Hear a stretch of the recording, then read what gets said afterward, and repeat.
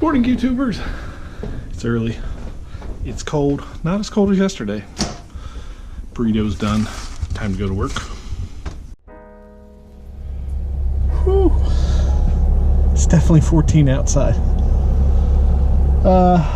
Nothing really planned for the day other than work, make dinner, exercise. Pretty simple. I'm gonna try to just crunch it out today at work again. I need a good crunch day. But other than that, I think we're good. It is Tech Tuesday, so we'll have to go over a tech toy. I'm gonna keep it much shorter than last week though. I rambled on pretty long about my Apple Watch. Pretty sure that was boring vlog. Oh well, more later.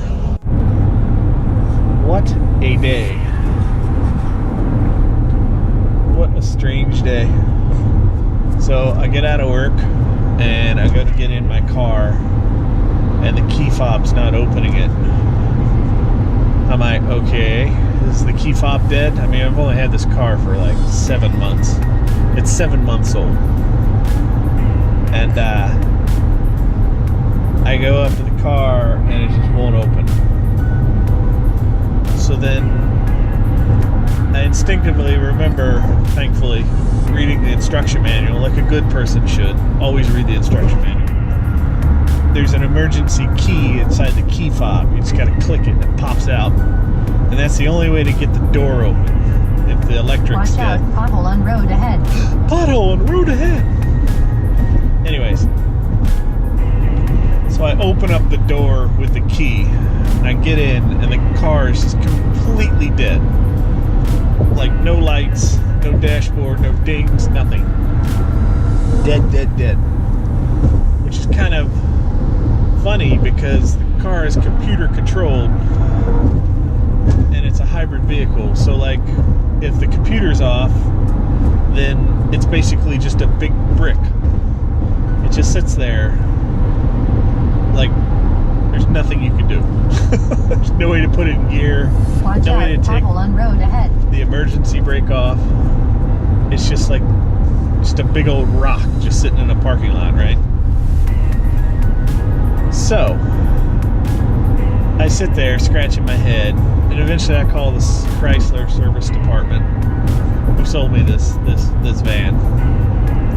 Wow, that is a pothole. Okay, swerving around a pothole. And they said there's nothing they can think of to get it to start, right? There's no button combination to like control, delete your car. Watch out, vehicle stopped on shoulder ahead. There's no way to like control, delete the van, right? Because I'm an IT guy. I'm like, there's got to be a way to like force power the computer, right? Plug it and unplug it, plug it back in. Did you try turning it off and back on again? Like, seriously. I was trying to figure out how to do that with a hybrid minivan. So the guy assures me that there's no way to like reboot the car that he can think of. Now mind you, this is just some guy who answers the phone. But he strongly warned me against trying to like jerry-rig the car to start. He's like, this is a hybrid vehicle. If you try to jump it or something wrong, you could kill yourself. Like, it's not a normal car battery. And I assured the guy, I was like, there's no way that I'm just gonna like jerry-rig this thing with like, I'm not gonna MacGyver this thing with like a hairpin and some speaker wire, right? Like no, I just want a way to just like restart the computer. And he's like, no, you gotta get it towed. So then I'm like, well, how's the tow truck driver even gonna get it on the flatbed truck, right? Because it's brick, there's no way to put it in gear. And he's like, well, they'll find a way. They can maybe disable the blah blah blah, you know, there's all sorts of stupid things they can do to electronically, even though there's no electric, put it in gear, or at least disable the parking gear. Stopped on shoulder ahead. There's a lot of vehicles stopped on shoulder ahead. So anyways, eventually I was Googling while I get the number for roadside assistance. The roadside assistance guy says, yeah, we'll send a tow truck out, but it'll be 90 minutes, blah, blah, blah, blah, blah, blah. So I'm like, whatever. So I'm sitting here in the parking lot Googling problems with my vehicle. And I come across this thread where the guy is talking about ways he got the computer or the van to respond, right? And as an IT guy, you read these forum posts and you're just like, some of the most ridiculous stuff you come across during these forum posts, you know, tech forums, right? Here's how I got the computer to fix, right? This one was just up there. It was just like, it was up there along with like, you know, swing a dead cat around, you know, by its tail and, you know, blah, blah, blah, blah, right? So I'm like, there's no way possible this is going to work. But just because I had that kind of time, I'm like, sure, let's try this. And you know what? It worked. And the car power came back on. I literally had to open the driver's side door. I then had to, from the inside, unlock. Vehicle stopped on shoulder ahead. From the inside, I had to unlock the passenger sliding door, because it's a van. Or I'm sorry, the driver's side sliding door. And then I had to force open it because it's an electronic door, right? You had to open it all the way and wait a few seconds, and then you had to slam it shut. And as soon as I did that, suddenly the car alarm went off. And mind you, there's no power, no electric, no lights, and then suddenly, boop, car alarm goes off. It was in that exact moment that I realized, one, despite everything that Chrysler told me, this car does have a car alarm on it, which is nice, I guess. But this whole time I didn't realize that I actually had a car alarm. So that's fun fact number one. Fun fact number two, it actually worked. The power came back on, the computer booted, and suddenly, you know, the death grip that the power not having to the van suddenly freed itself. So then I was able to use the key fob then to shut off the car alarm and eventually start the vehicle. So then, of course, I immediately put it in drive, and I've been driving since. And I called the tow truck driver, and I sent them, I canceled the service request, obviously. And I'm driving to the dealership to give them my now busted hybrid. Watch out, vehicle Let stopped them on figure out shoulder ahead. why I had to open a door in the back of the car to get the car to start. So that's been my Tuesday. Needless to say, I still love this vehicle, but it's got some problems. Well, made it to the dealership. Vehicle's checked in. So literally waiting for my wife to pick me up. Unfortunately, they didn't have any rentals. So it sounds like I might be without a car tomorrow.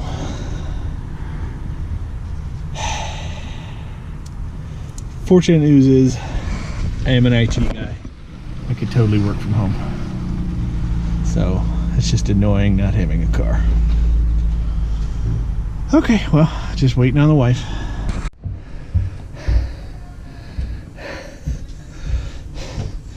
I'm definitely counting that as workout. I carried 2 Ikea shelves downstairs. 56 pounds, 59 pounds. Down the steps. These steps. That counts as exercise. So, the plan... Shut up, cat. Shut up, cat. The plan... Sorry, I'm out of breath. Move the drum set somewhere, temporarily. Drum set's going over there. Lego table, losing it.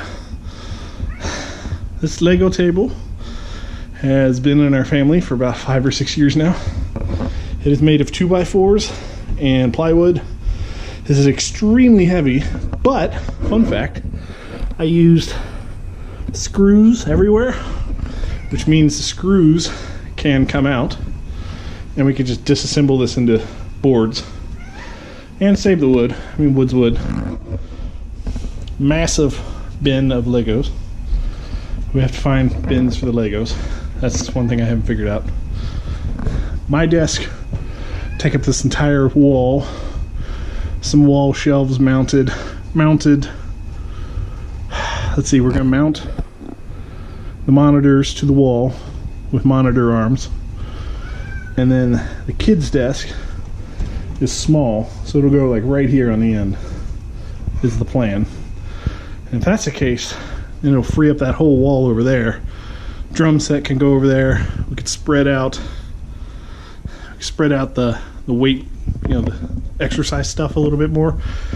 And I have to fix this poor pedal that broke. I think I found a part. It's very hard to find parts of this. If I could do that, that's my cardio machine right there. This thing rocks. You can see the kids. This desk. So then this desk will be the new Lego table. So yeah. That's the plan. My plan so far, the next few days, is to clean up all of this, organize it, sort through it. I'm going to KonMari the of this. And even though I don't believe in the KonMari method, I'm going to clean this all up. I'm going to shred all this stuff on the floor. I just got boxes. These are all empty boxes, right? Plus I got all the tapes that I've captured that we could probably get rid of now that it's digitalized. There's no sense in keeping them. Yeah, so that's that plan. But this stuff's heavy. It is so heavy. Okay, let's go see what the hell the cat wants. Meow, meow, meow, meow, meow. Oh, you want fed? She wants fed. Okay, I'm gonna feed the cat.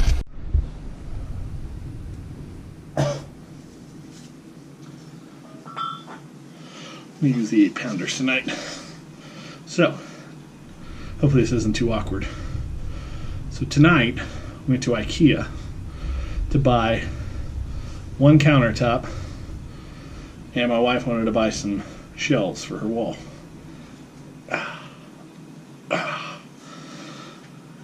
Worst service I think I've ever had at Ikea. It was bad.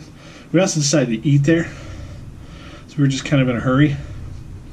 The cafeteria is nice. I enjoyed my meal. The kids hated their meals.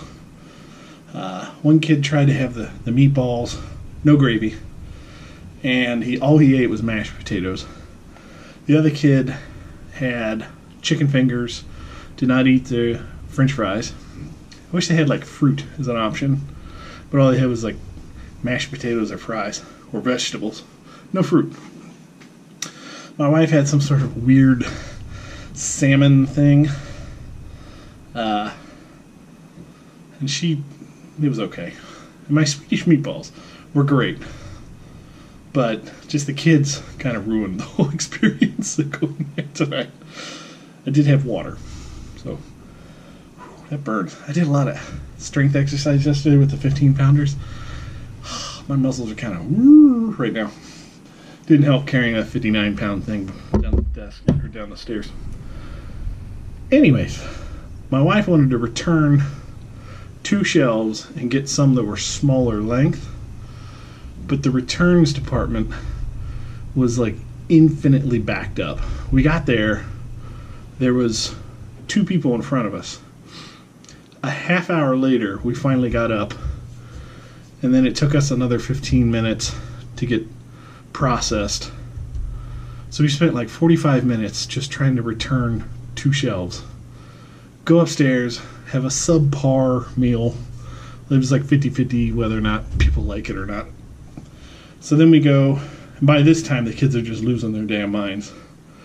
We go through Ikea looking, because I want to look at this countertop. And of course the place is just a maze, and the kids are just wandering off, just unguided. And by the time we finally got through everything and got to the checkout, like we were like this close to just hauling off and slapping a kid, you know, because it was just like they were just like one kid's like, oh, I'm bored the whole time. Needless to say, it was not a fun trip to Ikea. The countertop we bought, it's in the garage, barely fit in my wife's car. She has a Ford Edge. It was supposed to fit in the van, fun fact, but yeah, you know about the van. So it's not in the van, sadly. Anyways, we got that. We got home. She got her shelves. I got my desk. I have all the major components of my desk, so we could actually start retrofitting and seeing how we want to do stuff. I just have to pick out a wall color. God, that hurts the shoulders. We just have to pick out a wall color. But I guess if anything, it's gonna be a project. Yeah, I'm really looking forward to it though, because I've always wanted like my own little fancy space, you know, my own little office. I spend a lot more time editing my computer, or editing at my computer instead of gaming. So I'm kind of glad I waited, because the setup you would use for editing is significantly lighter than like a gaming PC. So yeah. So just a quick channel update. I've gotten 1Z, 2Z views. Literally the most views I have on most of my vlogs are about 10. Not a lot, but I'm not looking for a tidal wave of likes, etc., etc. But for the first time since I started vlogging, I got somebody to give me an actual comment. So, Zach DZ, I'm going to read your comment aloud. Your 2 comments. So, these are Zach's comments on my video called "The Apple Watch Doesn't Include James Bond Laser Beam." So, Zach's comments to me are: you need vlog about cars if you need much viewer, especially rebuilding from Copart if you are interested about cars. And then he sent another comment that said, good luck. So Zach, thank you for the comment. Seriously. First comment. First comment. Thank you, Zach DZ. That was 6 days ago. I've been meaning to talk about that. So I'm getting no comments at all, which is fine. But the very first comment I get is someone telling me about how I need to vlog about cars or Copart. I don't think he got the whole point of the channel. But hey, comment's a comment. Thank you for your feedback. I appreciate it. If you want to leave me any feedback, you that's watching this right now, comment section. Be like Zach. Drop a comment, even if it doesn't make any sense. Okay. I'm going to finish pushing these up in the air because my arms are kind of jelly-ish. Kind of like the cranberry sauce for the Swedish meatball. Okay, well, I am now done exercising. My arms are jelly. I'm going to end this episode here. Fun fact, this is the first episode I'm not going to edit at night. I'm going to edit it in the morning, right before work, and then upload it. It might still come out at 8, but if not, NBD, whatevs. I've at least recorded everything today. We talked about work. We talked about van turning into a brick. We talked about Ikea meatballs and terrible service return ladies. And then we got our exercise in. That's a win. Well, everybody, thanks for watching. Don't forget to comment below. And anything else, just leave me a message below. I don't care. Leave me a haiku. Okay. You want to talk me out, cat?